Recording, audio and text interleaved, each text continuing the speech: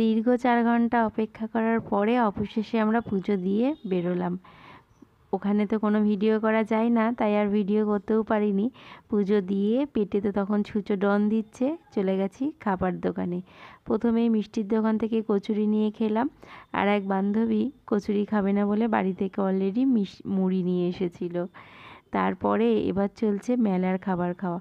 প্রথমেই ধনেপাতার বড়া, দই ফুচকা, জল ফুচকা, ঘুগনি কোনোটাই বাদ রাখিনি।